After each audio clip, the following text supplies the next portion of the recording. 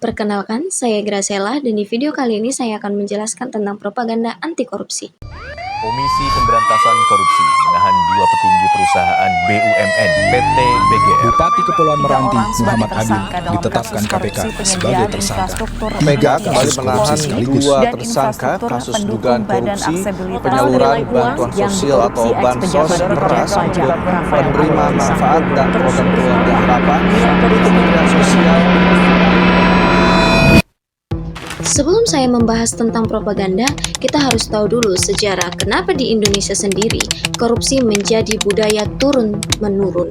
Pada zaman Indonesia masih dijajah, kita tahu bahwa VOC merupakan perusahaan terbesar di dunia yang telah dicatat oleh sejarah. Bahkan ketenaran VOC sendiri dapat mengalahkan 50 perusahaan besar pada saat ini. Dan di titik inilah awal dari kehancuran pertahanan VOC. Perusahaan VOC itu sendiri begitu jaya pada masanya. Kenapa? Karena perusahaan VOC bergerak pada rempah-rempah. Dan kita tahu sendiri bahwa Indonesia merupakan negara terkaya akan rempah-rempahnya. Hal ini pula yang membuat banyaknya orang Belanda ingin menguasai Indonesia. Maka tak heran mereka melakukan segala cara untuk menguasai Indonesia dengan cara mengumpulkan banyaknya kekayaan. Kemudian, dengan banyaknya uang tersebut, mereka melakukan penyuapan, membeli jabatan, dan memberi hadiah kepada atasan. Agar apa? Agar posisi mereka dapat dipertahankan. Kebiasaan buruk ini terus berlanjut, dan akarnya semakin menjalar, hingga akhirnya VOC terjatuh akibat dari kerakusan yang mereka perbuat sendiri. Setelah kehancuran VOC, kebiasaan buruk itu tidak berhenti sampai situ saja. Kebiasaan ini berlanjut kepada siapa? Kepada orang yang telah disuap dan menerima hadiah. Dan tentu saja, orang itu merupakan orang kita, Indonesia.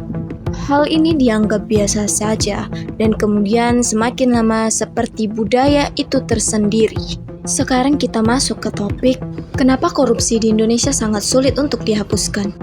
Pertama, sifat serakah.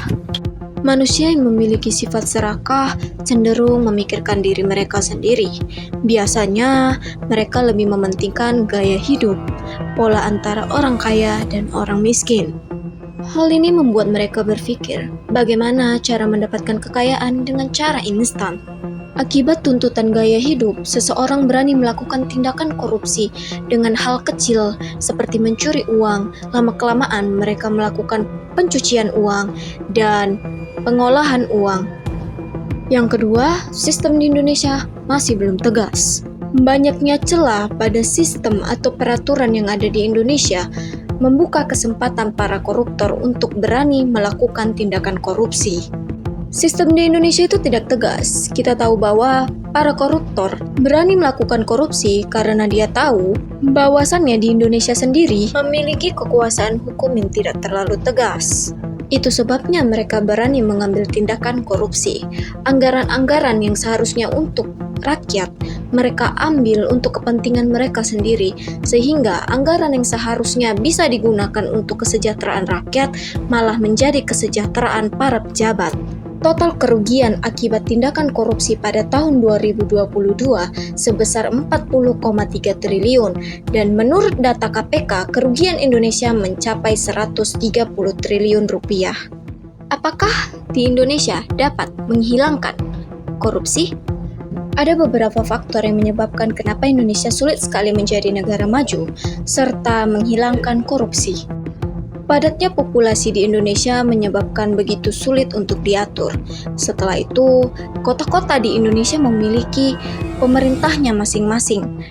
Sistem perputaran uang yang begitu cepat dan juga tidak tahu kemana arahnya menyebabkan Indonesia sulit mengatur keuangan negara. Apalagi kita tahu, korupsi terbesar lebih banyak dilakukan di kabupaten daripada di kota besar. Kita dapat belajar dari negara Denmark yang tingkat kebersihan anti korupsinya sekitar 90%, serta negara Singapura yang tingkat kebersihan korupsinya 85%. Mereka menjadi negara maju karena para rakyatnya berprinsip anti korupsi. Kesimpulan dari saya, mulailah dari diri sendiri dengan menanamkan pola pikir anti korupsi, tidak serakah, serta tidak mengikuti gaya hidup yang terlalu berlebihan, dan mengikuti perkembangan zaman. Cobalah menjadi seseorang yang tidak mementingkan diri sendiri, tapi juga peduli kepada orang lain. Stop melakukan korupsi dan menjadi orang yang bersih. Bersama-sama kita memberhentikan dan memberantas koruptor.